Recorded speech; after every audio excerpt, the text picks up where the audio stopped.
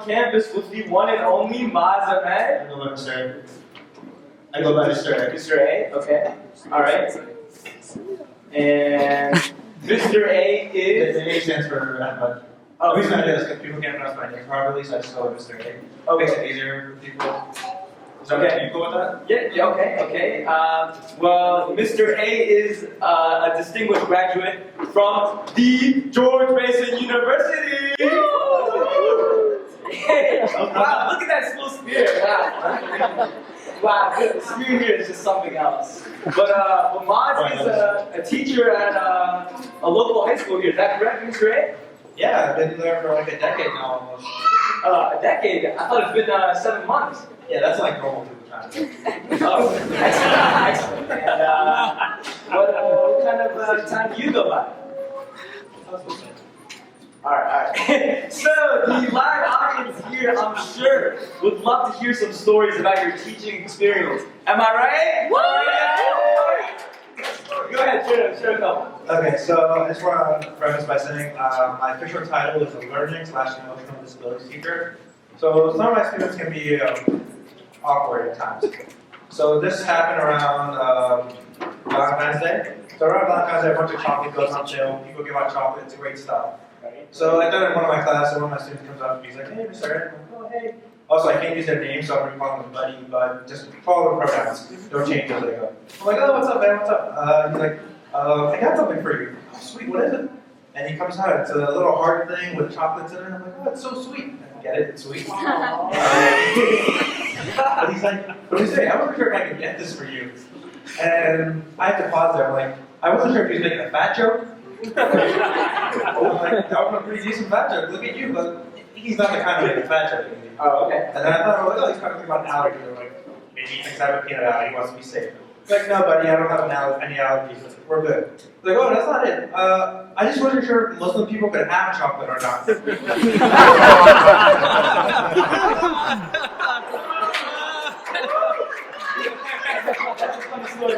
think I heard of Snickers.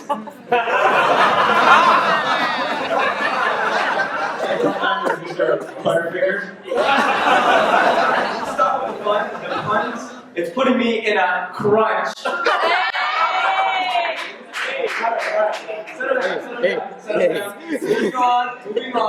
Moving on.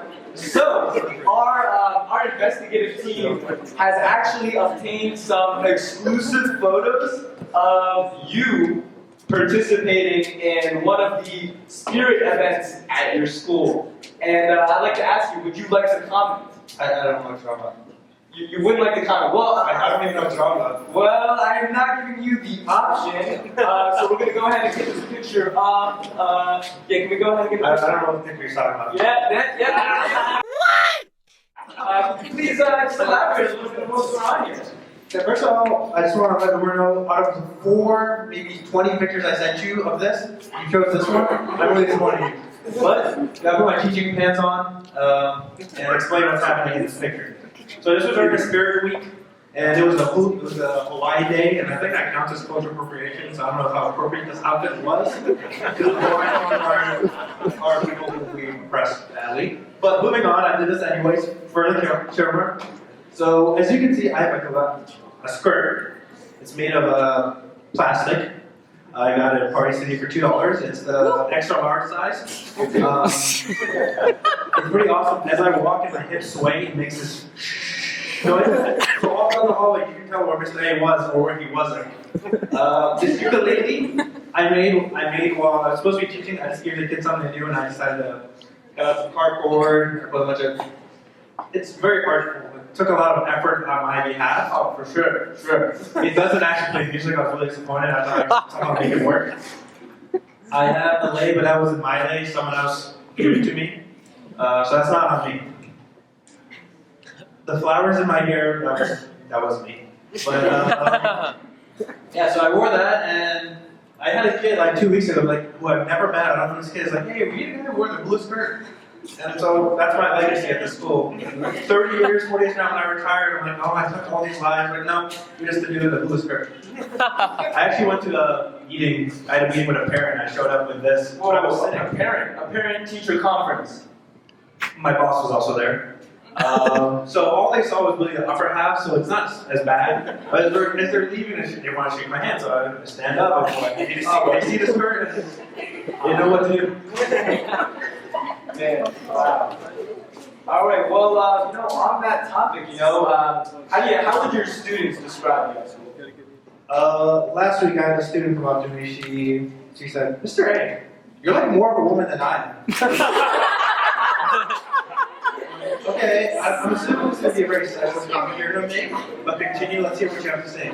It's like, Mr. You bake all the time, you wear eyeliner sometimes, you have mood swings, which I don't really get, because whenever I get mad, I'm like, Mr. You have one of your mood swings, aren't you? I'm like, I guess so. And you spend way too much time on my hair. That word I took the most offense to, because honestly, I don't think I spent enough time on my hair. Right, really. So how much time do you spend on it? 17 minutes? 17, okay. Like I'm including shampooing, conditioner, putting stuff in my hair up here, putting stuff in my... I got this new thing for my mustache that makes it curl up and stay. It's really cool. Well, I was going to wear it on my way out, but my mom said she'd kill me if I was like that, so I had to take it back down. Alright. Well, I actually have no idea how to respond to that. Yeah, well, I guess I was called a little girl once. You mean like 5 minutes ago we were talking? Or No. I was actually running away from Gaddafi's troops that were... same thing though, right?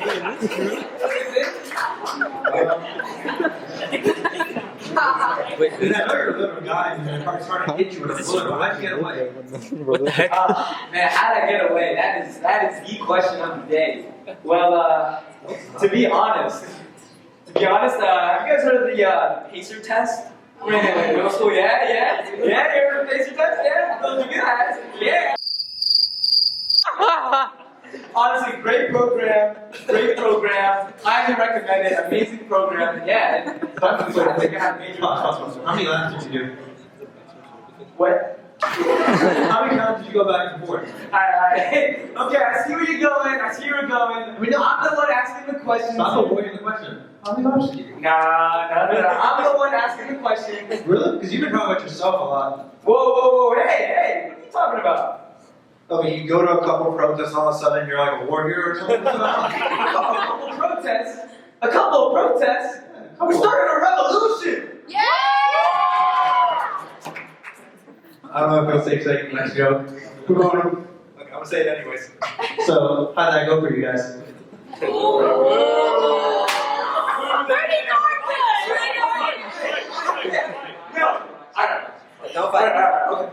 Alright, fine. So Raj wrote that part of the joke, not me, so that's going to get mad.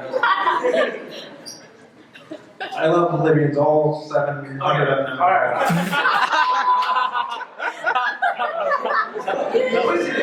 Listen, I promise you.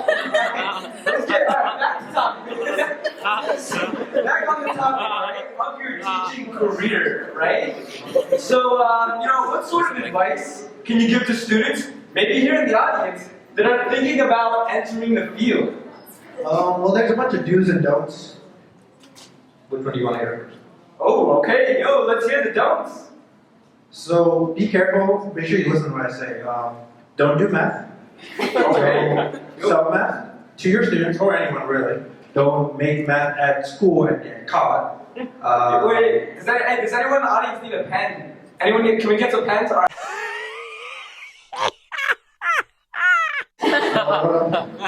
I've actually never used Blackboard in my teaching career, I just want to point that out.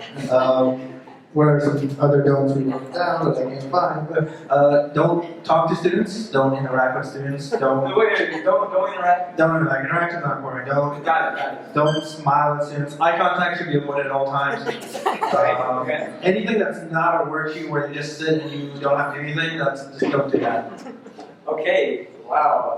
And I'm afraid to ask this, but what about the do's? Caffeinate and self-medicate as needed. Wow, okay. We're getting ready to wrap up here. Are there any other stories that you would want to share with us? I'm going to share one kind of long story. You know, we're trying to hurry up, but I'll be quick with it. And then 3 quick quotes. So the story I'm going to tell about is, I'm going to be as quick as I can, is actually not not something that we find is actual serious story that's related to our topic. So once you guys are done getting the laughs out, I'll say something serious, then we'll go back to a few jokes and we'll be done. So one day I was sitting after school with 3 students. There was a freshman student who was working on math, and there was 2 senior students who were working on, at my high school they have a capstone project to work on, and their capstone project had to do with poverty. So they were collecting school supplies throughout the school to give to students in the school. And so I was having we had a conversation in general, and 2 of the topics that came up, when I was talking to a freshman person, we were talking about writing. And they were working on a project and she wanted to make it up. I'm like, that's fine if you make it up, under the condition that when you make something up in your writing, that it's a way of you representing yourself. And then the second conversation was with the 2 students. The reason they did, the topics that they did, one was doing the effects of poverty on education. And she said, the reason I'm doing this is because I grew up in poverty. The other one was doing the effect of poverty on mental health. She's like, I'm doing this because I diagnosed with depression. And so the 2 lessons I really want you guys to get out of that really quick story that I made really quick because it were me, is that the first part is that those of you who are artists, those of you who are performers, you guys are here to use your art and your performance as a means of doing good.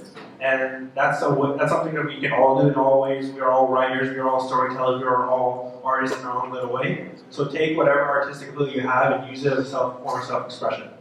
The second thing is that those students, one suffer from poverty, one suffer from depression. Mental health and poverty are things that we don't physically see. So, but just because we don't physically see them, just because we don't experience them ourselves, does not mean they don't exist. So that's a lesson I want you guys to learn from that, is that they do exist and they are real, and that to be very, and just to remember that. Just because we don't experience it or we don't see it does not mean they don't exist. And just a quick quotes from before I leave, so I'll do. Another good note. So one day I was sitting in class, and a student who's not even one of my students, he came to come visit. He likes to hang out in my class. He came, sat down, and he's like, "Mr. I got a question for you." I'm like, Sure. Oh boy. He's like, Mr. Eric, is pina coladas gay? And I was like, oh, I don't know how to approach this question. Do I fix his grammar? Do I tell him that drinks don't have sexual orientation? Like, how do I explain this? And I was just, I didn't know what to do, so I was just like, actually, no, I've never had one, so you're going to have to ask someone else. It worked. All right. That works. The last one's probably my favorite quote from one of my students was, so this was around Christmas time, so also around Christmas time there's chocolate. So there's 2 students. One of them got a Santa-shaped chocolate bar. So she was like a chocolate bar shaped like Santa. So she's like, here, I'll take the top half, here, you get Santa's butt, but she needed the word butt. And I bursted out laughing for about 10 minutes. And on that note, we're going to... Thank you again so much. Welcome back, everyone!